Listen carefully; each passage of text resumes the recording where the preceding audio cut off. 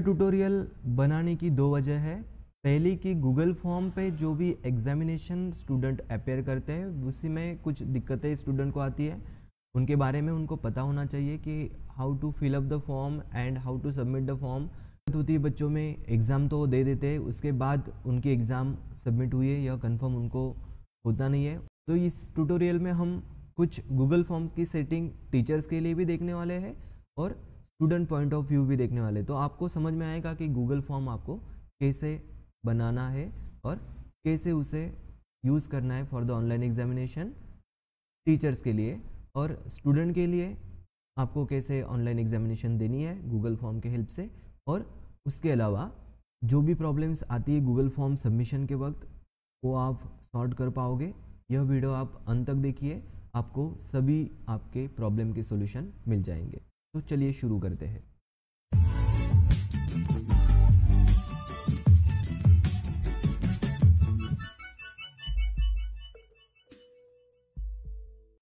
तो दोस्तों इस ट्यूटोरियल को मैं दो सेक्शन में बांट रहा हूँ। First section for the teacher and second section for the student. Teachers के लिए मैं ब्रीफली बताना चाहूँगा कि कौन सी सेटिंग्स हमें करनी है। जैसे हम क्विजेस के लिए अरेंज करते हैं तो आपको पहले ओपन करना है गूगल ड्राइव, जिसमें आपको न्यू पे क्लिक करके आपको ऑप्शन मिल जाएगी गूगल फॉर्म। अगर यहाँ पे नहीं तो मोर में जाके आप देख सकते हो। तो यहाँ पे गूगल फॉर्म्स पे दो ऑप्शन हमें मिलती है। First one is a blank form and second one is the from the templates. अगर आपको कुछ टेम्पलेट्स की हेल्प से क्विजेस बनानी है तो आप टेम्पलेट की भी हेल्प ले सकते हो। कुछ क्विजेस की बाय डिफ़ॉल्ट सेटिंग जो होनी चाहिए वह आपको अगर नहीं पता तो आप टेम्पलेट से उसे चूज़ कर सकते हो। तो ब्लैंक फॉर्म और टेम्पलेट्स में मैं टेम्पलेट पे यहाँ पे दिखाना चाहूँगा। एक ब्लैंक क्विज एजुकेशन के सेक्शन में आपको मिलेगी, तो उसे आप यूटिलाइज़ कर सकते हो एग्जामिनेशन एमसीक्यू पैटर्न की क्विज़ देने के लिए। तो यहाँ पे ब्लैंक क्विज़ मैंने यूज़ किया है, इसीलिए रिसेंटली यूज़ में बता रहा है, but for the newly use person तो यहाँ पे ब्लैंक क्विज़ आपको रिसेंट में दिख रही होगी क्योंकि मैंने इसे यूटिलाइज़ किया है। तो ब्लैंक क्विज़ जो फर्स्ट टाइम बनाने वाले होंगे तो उनको यहाँ पे नीचे दिखाई देगी। तो आपको देखना है एजुकेशन सेक्शन में, यहाँ पे ब्लैंक क्विज़ आपको दिखाई देगी। असाइनमेंट के लिए भी आपको यहाँ पे एक फॉर्म्स मिल जाती है, वर्कशीट है, इसको भी आपको फॉर्म एज अ वर्कबुक आप यूटिलाइज़ कर पाओगे।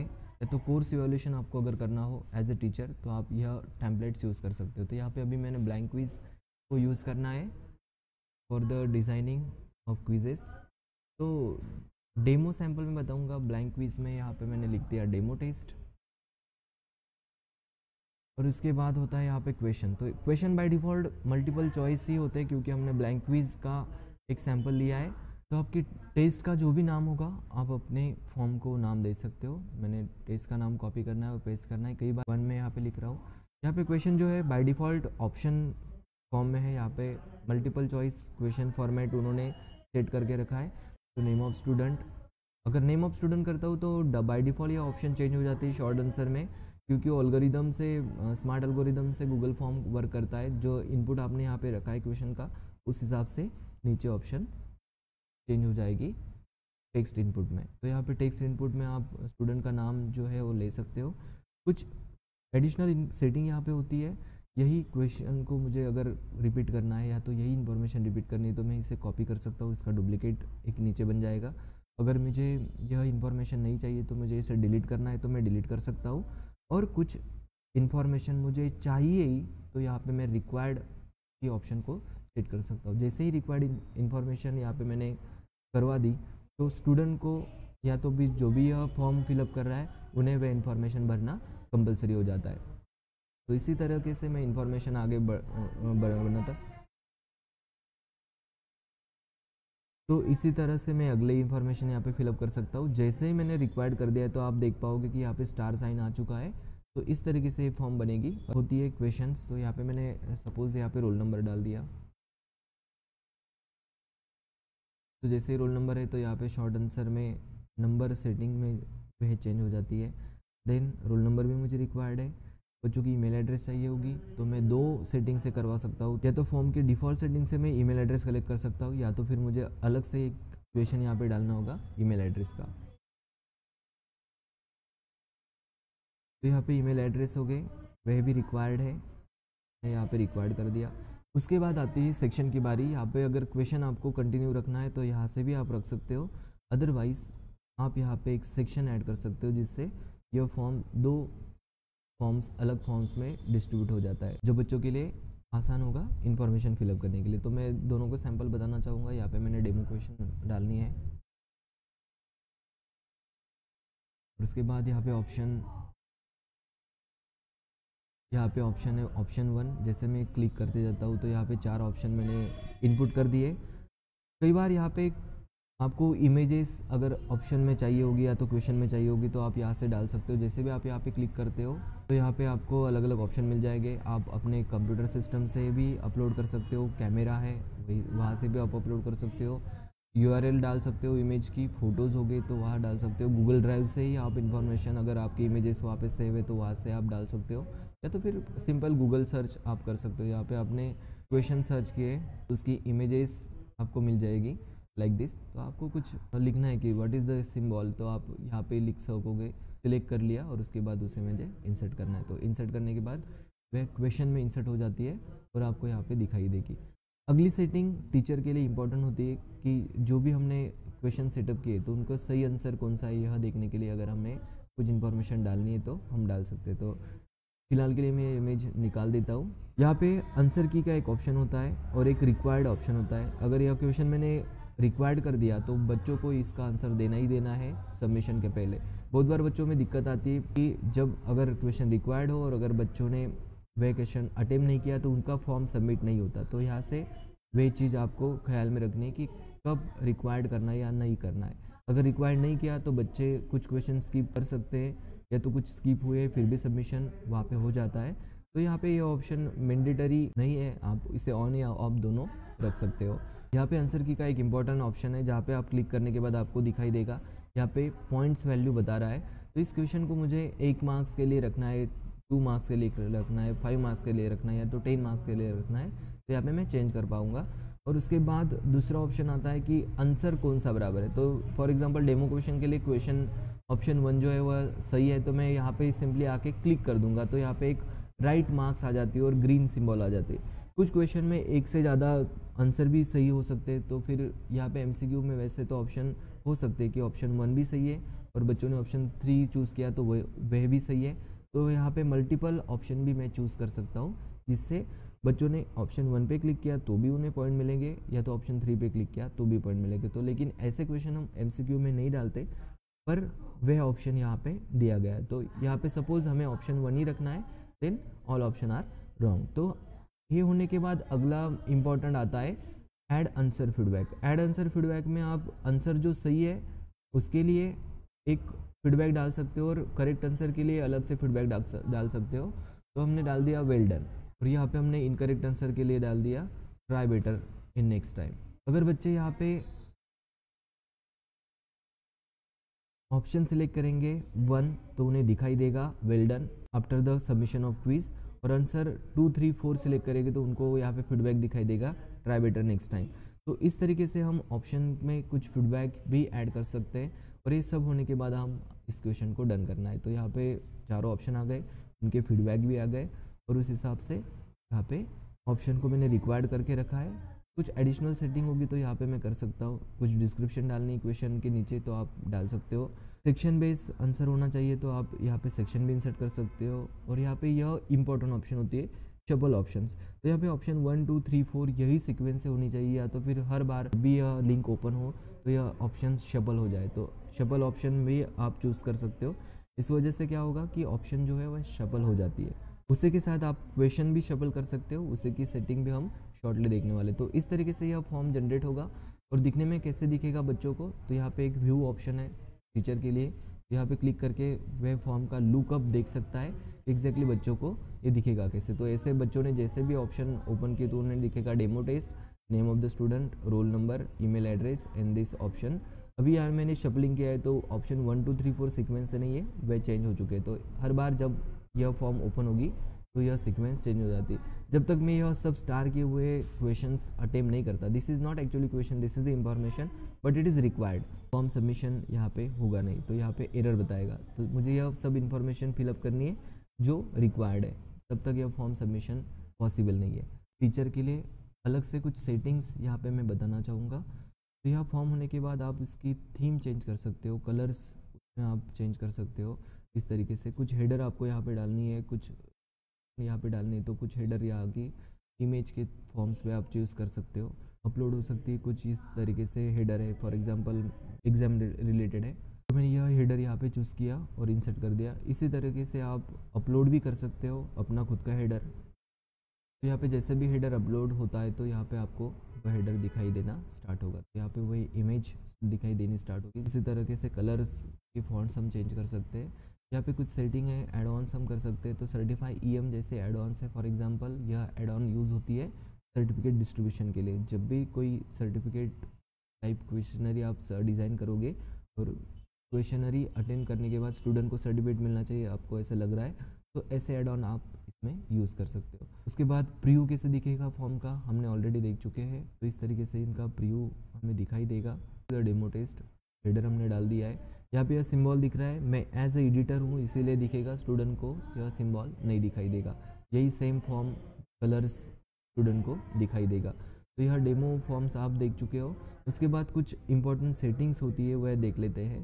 फर्स्ट सेटिंग होती है कलेक्ट ईमेल एड्रेस। तो जब आप क्विज़ कंडक्ट कर रहे हो और बच्चों को आपको इन्फॉर्मेशन देनी है कि उनको कितनी ग्रेड मिली है, तो यहाँ पे यह ऑप्शन कंपलसरी हो जाता है। उसके बाद होता है लिमिट 1 रिस्पांस। तो कई बार क्या होता है कि क्विजेस बनाने के बाद बच्चे मल्टीपल क्विजेस अटेम्प्ट करते हैं। पहली बार अटेम्प्ट किए, उन्होंने कुछ गलतियाँ की, तो दूसरी बार अटेम्प्ट करके फिर से रीसबमिशन कर देते।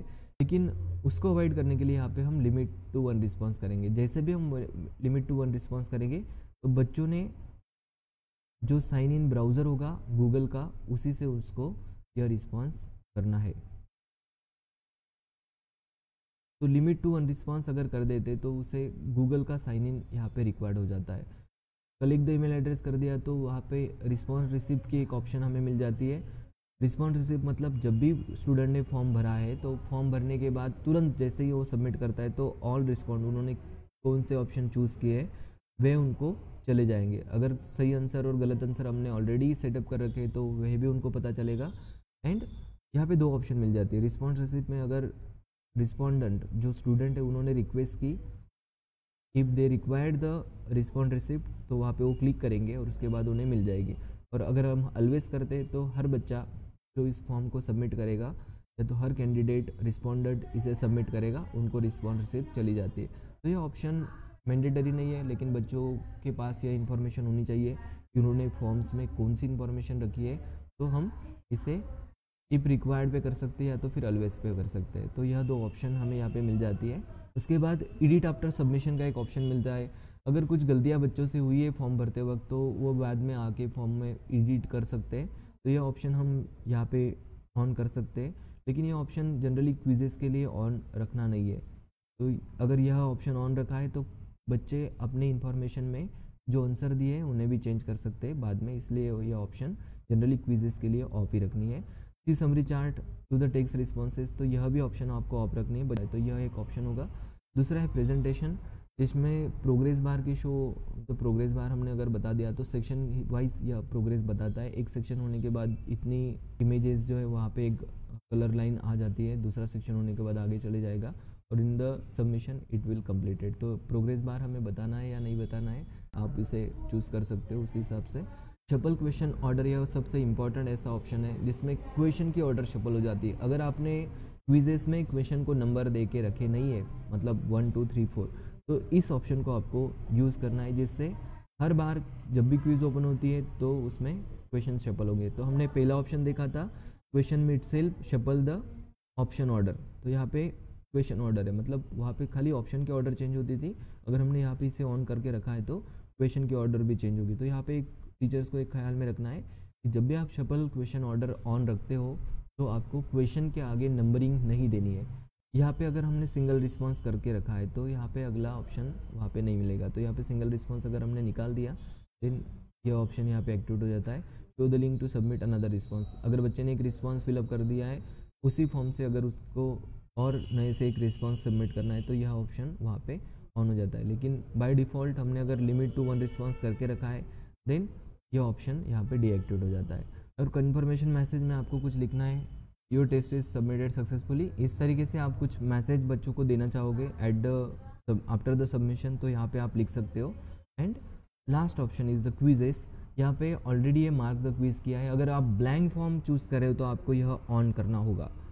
टीचर्स के लिए अगर ब्लैंक फॉर्म उन्होंने चूज़ किया है तो यहाँ पे आपको ऑन करना होगा। और उसके बाद यहाँ पे ऑप्शन आती है release the grade immediately after each submission. जैसे ही बच्चा सबमिट करता है उन्हें उनके मार्क्स पता चल जाएंगे। लेकिन आप अगर बल्क में टेस्ट ले रहे हो तो उनके मार्क्स आपको इस ऑप्शन से देने नहीं है। If the bulk test is going on, बड़े ग्रुप में आप टेस्ट ले रहे हो एक ही समय पे, then choose the release grade letter manually. तो आपको उनको ईमेल भेजना है। तो इस ऑप्शन के लिए आप अगर इसे चूज़ करते हो तो जनरल ऑप्शन में यहाँ पे कलेक्ट ईमेल एड्रेस का ऑप्शन चूज़ होना कंपलसरी है। तो यहाँ पे ऑप्शन वहाँ पे चूज़ हो चुका है क्विजेस में। और यहाँ पे अपने लेटर मैनुअल रिव्यू के बाद आपको उनको ग्रेडिंग रिलीज़ करनी है। तो जब भी आप एज अ टीचर क्विज़ ले रहे हो गूगल फॉर्म पे, उनकी ग्रेड आपको उनको बाद में बतानी है। तो इससे माल प्रैक्टिस जो भी कुछ होती है बच्चों में, आंसर्स जो शेयर होती है वह नहीं हो पाते। उसके बाद यह इम्पोर्टेंट है, respondent can see after the submission कौन से क्वेश्चन उन्होंने मिस किए थे यह उनको दिखाना चाहिए। तो यहाँ पे ऑप्शन ऑन रख सकते हो। उसके बाद करेक्ट आंसर कौन से थे वो उनको दिखाना होगा, तो यह ऑप्शन आप ऑन रख सकते हो।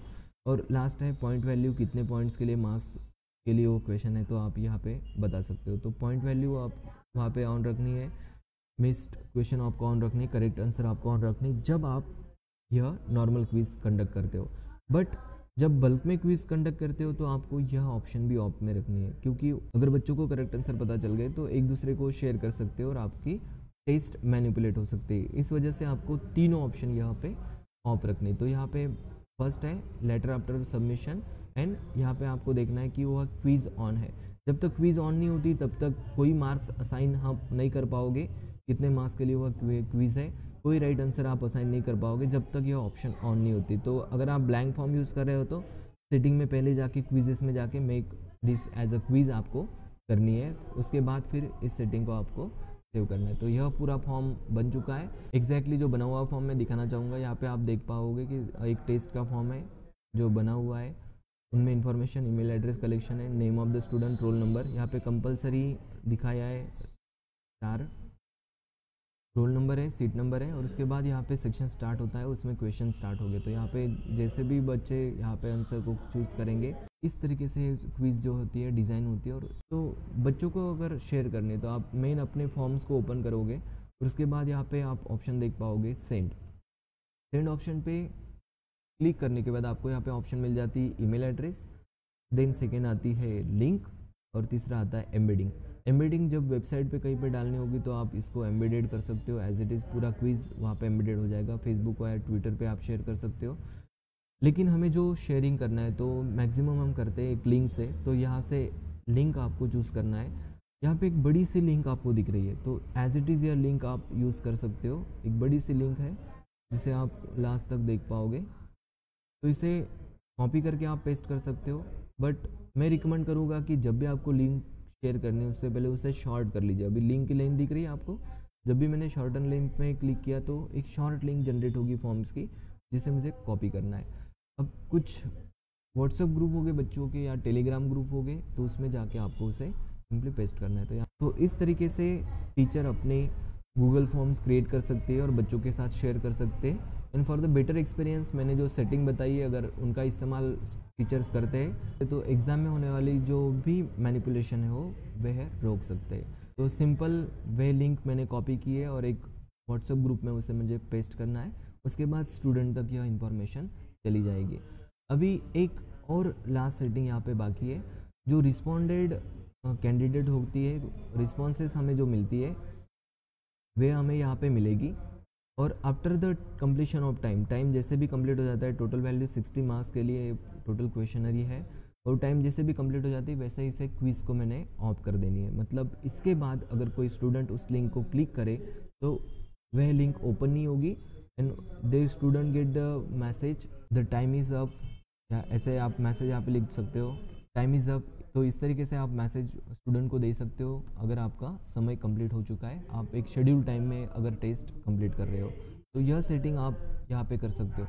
उसके बाद आपको एनालिसिस के लिए यहाँ पे ऑप्शन मिल जाएगी जो बच्चों ने इन्फॉर्मेशन आपको दी हुई है उनका एक एक्सेल शीट जनरेट होगा और एक्सेल शीट में आपको टोटल इन्फॉर्मेशन जो है स्टूडेंट के फीडबैक की आपको मिल जाएगी।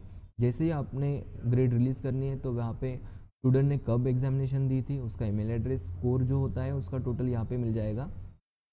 उसके बाद फॉर्म में जो भी कुछ इन्फॉर्मेशन आपने दी थी उसका हर क्वेश्चन का रिस्पांस क्या था वह सब यहाँ पे इस एक्सेल शीट में आपको मिल जाएगा। तो इस तरीके से वह क्विज़ जो है डिज़ाइन हम कर सकते हैं और उनका एनालिसिस हम यहाँ पे कर सकते हैं। तो यहाँ पे व्हाट्सएप ग्रुप है जिसमें वह लिंक फाइनली आपको शेयर करनी है। मैंने यहाँ पे लिंक पेस्ट कर दी। लिंक थोड़े समय के लिए अगर हमने रखी है तो फिर वो फॉर्म्स की लिंक एक्सपांड हो जाती है और उसमें फॉर्म्स आपको दिखाई देना स्टार्ट होगा लाइक दिस। तो इस तरीके से फॉर्म आपको दिखाई देना स्टार्ट होगा। अगर यह शेयर करते तो बच्चों को अलॉन्ग विद द लिंक वह फॉर्म किस लिए है वह भी पता चल जाएगा। किस लिए आपको क्या करना है, सिर्फ लिंक पेस्ट करना है and wait for few seconds. उसके बाद ऐसा लिंक पॉपअप होगा और यह पॉपअप होने के बाद उसे आप शेयर कर सकते हो, जो बच्चों तक चली जाएगी। और जैसे ही बच्चा इस पर क्लिक करता है then it is open in browser में ओपन हो जाती है। अभी मैंने कलेक्शन रिस्पॉन्स ऑफ कर दिए तो यहाँ पे मैसेज आ रहा है टाइम इज़ अप। अगर जैसे मैं ये रिस्पॉन्स ऑन कर देता हूँ और लिंक को फिर से ओपन करता हूँ तो आप देख पाओगे लिंक ओपन होती है और वहाँ पे जो इन्फॉर्मेशन स्टूडेंट को भरनी है वह दिखेगी। तो यह इन्फॉर्मेशन थी टीचर्स के लिए। Now the session goes for the student.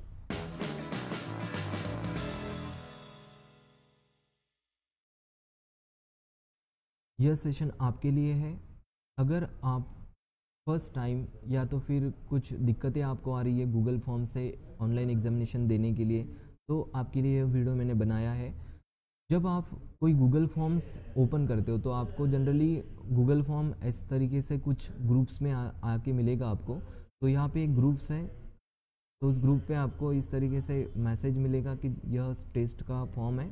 जैसे भी आप उसे क्लिक करते हो तो आपके ब्राउज़र में ओपन होता है। तो ब्राउज़र प्रेफरेबली आप डिफ़ॉल्ट करके रखना है Chrome. Google form is a product of Google and Chrome is also the product of Google. ऐसा मैं नहीं कहता कि दूसरे ब्राउज़र में यह वर्क नहीं करेगा, लेकिन बेटर वर्क जो होगी वह क्रोम में होती है। इसीलिए आप डिफ़ॉल्ट ब्राउज़र जो है अगर आपने कुछ सेट करके रखा है तो उसे क्रोम में ओपन कीजिए। अगर डिफ़ॉल्ट ब्राउज़र आपने सेट करके नहीं रखा है तो आपको 3-4 ब्राउज़र के ऑप्शन बताएगा। जैसे ही आप लिंक पे क्लिक करते हो तो आपको क्रोम सेलेक्ट करना है। क्रोम में आने के बाद आपको ऐसा इंटरफेस दिखेगा। आपको टेस्ट का नाम दिखेगा, उसके बाद सब्जेक्ट का नाम, जो भी कुछ टीचर ने इन्फॉर्मेशन वहाँ पे दी है उस तरीके से आपको दिखेगी। यहाँ पे एक आपको ख्याल में रखना है रिक्वायर्ड फील्ड यहाँ पे आती है। तो रिक्वायर्ड फील्ड में आपको क्या करना है, जो इसे स्टार करके आती है यह इन्फॉर्मेशन आपको भरना ही है। अगर यह इन्फॉर्मेशन आपने फिलअप नहीं की तो यह फॉर्म सबमिट नहीं होगा। तो यह इन्फॉर्मेशन कंपलसरी है, आपको यह इन्फॉर्मेशन भरनी होगी और उसके बाद यह फॉर्म आगे शिफ्ट होगा। फॉर एग्जांपल मैंने यहाँ पे लिख दिया, मेरे ईमेल एड्रेस डाल दिया, उसके बाद नेम डाल दिया,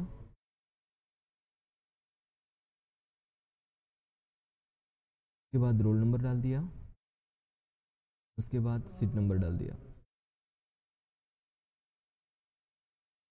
ओके, इस तरीके से मैंने इन्फॉर्मेशन भरी है। जैसे भी नेक्स्ट करता हूँ तो अगली क्वेश्चनरी यहाँ पे आपको दिख जाएगी। तो आपको भी ऐसे ही दिखेगा। अगर सेक्शन नहीं होता है तो उसी के नीचे आपको यह इन्फॉर्मेशन मिल जाएगी। उसके बाद यहाँ पे आपको दिख रहा होगा पॉइंट वैल्यू, यहाँ पे आंसर दिख रहे होंगे। तो यहाँ पे मैं कुछ सही आंसर और कुछ गलत आंसर चूज़ करके आपको दिखाना चाहूँगा कि यह रिस्पॉन्सेज आपको किस तरीके से दिख सकता है। तो यहाँ पे मैंने फर्स्ट इस पर राइट आंसर बैकेलाइट है तो मैंने यहाँ पे क्लिक कर दिया और कुछ रैंडम ऑप्शन में यहाँ पे चूज़ करता हूँ। अब यहाँ पे यह क्वेश्चन कंपलसरी नहीं है, इसलिए मैंने कुछ क्वेश्चन अभी एम्प्टी रखे, फिर भी यह फॉर्म सबमिट हो जाता है। बच्चों को सबसे बड़ी दिक्कत है कि फॉर्म सबमिट नहीं होता। तो आपको ख्याल में रखना है, अगर आपके टीचर ने हर क्वेश्चन को रिक्वायर्ड रखा है और गलती से कोई क्वेश्चन आपसे मिस हो रहा है या तो उसका ऑप्शन चूज़ करना आप भूल गए हो तो फॉर्म सबमिट नहीं होगा। आपको यह ख्याल में रखना है और उसके बाद आपको सबमिट करना है। तो जैसे ही आप सबमिट करते हो तो यहाँ पे ऑप्शन आपको मिल जाएगा, योर रिस्पॉन्स इज़ रिकॉर्डेड। इस तरीके से आपको कन्फर्मेशन मैसेज मिल जाती है। या कन्फर्मेशन मैसेज प्री डिफाइंड होती है, यहाँ पे अलग से कुछ रिस्पॉन्ड हो सकती है। अनदर रिस्पॉन्स अगर ओपन होती है तो यहाँ पे ओपन होगी और सिंगल रिस्पॉन्स अगर होगी तो यहाँ पे कुछ भी नहीं दिखेगा। मैंने व्यू स्कोर का ऑप्शन ऑन रखा है तो स्कोर आप तुरंत आफ्टर सबमिशन देख सकोगे। अगर टीचर ने ऑप्शन ऑन नहीं रखा है तो आपको मैन्युअली आफ्टर द एग्जामिनेशन जब टीचर ग्रेड रिलीज़ करेंगे तो आपके ईमेल पे उनका स्कोर जो है वो मिल जाएगा। तो अगर यहाँ पे मैंने व्यू स्कोर पे किया तो यहाँ पे मुझे स्कोर दिखाई देगा कि मैंने 10 क्वेश्चन में से 3 क्वेश्चन यहाँ पे राइट है आउट ऑफ द 60 क्वेश्चन। तो 10 क्वेश्चन मैंने अटेम्प्ट किए तो यहाँ पे आप देख पाओगे कि फर्स्ट क्वेश्चन मैंने अटेम्प्ट किया जो सही आंसर था, and it is shown like this. जो गलत मैंने किया है तो यहाँ पे गलत दिखा रहा है और उसका सही आंसर यहाँ पे बता रहा है। तो इस तरीके से आप क्वेश्चन सही और गलत यहाँ पे देख सकते हो। अगर टीचर ने वो अलाउड किया है सेटिंग आपको, आफ्टर द सबमिशन इमीडिएट आप स्कोर देख सकते हो, तो यहाँ पे आपको इस तरीके से आंसर दिखाई देगा। तो 11 के बाद मैंने कोई क्वेश्चन अटेम्प्ट नहीं किए तो सब क्वेश्चन अटेम्प्टेड दिखा रहे हैं और आंसर जो है वह इस तरीके से वहाँ पे नहीं बताएंगे। गूगल फॉर्म कैसे फिलअप करना है, कैसे सबमिट करना है, सबमिट करते वक्त क्या दिक्कत आ सकती है, अगर आपने इन्फॉर्मेशन कंप्लीट नहीं फिलअप की है तो सबमिशन नहीं होगा। अगर आपने वहाँ पे मोबाइल नंबर पूछा है और रोल नंबर पूछा है तो इसका डिफ़ॉल्ट सेटिंग होता है कि it should be in the number. अगर यहाँ पे कुछ टेक्स्ट डाल दिया आपने तो सेटिंग से वह अलग हो जाता है और एरर बताएगा, इन्फॉर्मेशन इनपुट नहीं करेगा। इस तरीके से आप इन्फॉर्मेशन फिलअप करते वक्त प्रिकॉशन लेना है कि जो इन्फॉर्मेशन पूछी है वह आपको फिलअप करनी है। जो स्टार है उसे आपको फिलअप ही करना है, जो अनस्टार होगा उसे आपने फिलअप किया या नहीं किया ऑप्शनल होगा। क्वेश्चंस जनरली जो आपको पूछे क्विजेस में वो मल्टीपल चॉइस अगर क्वेश्चन होते तो आपको सब क्वेश्चन अटेम्प्ट करने in order to avoid the submission problem. Form submit कर पाओगे। और कुछ दिक्कत होगी आपको तो आप कमेंट बॉक्स में मेंशन कर सकते हो। एक टिप्स मैं आपको बताना चाहूँगा, अगर गूगल फॉर्म में कुछ दिक्कतें आ रही होगी तो आपको गूगल क्रोम की हिस्ट्री जो है वो क्लियर करनी है और उसके बाद फॉर्म ओपन करना है। तो इससे भी कुछ दिक्कतें हैं जो फॉर्म सबमिशन के लिए या तो इन्फॉर्मेशन फिलअप के लिए। तो आज के लिए इतना ही। अगर इसी तरह से कुछ प्रॉब्लम आप फेस करते हो तो आप कमेंट बॉक्स में कमेंट कीजिए, उस पर हम वीडियो बना के आपकी जो भी दिक्कतें होगी उसे सॉल्व करने की कोशिश करेंगे। Have a great time to all.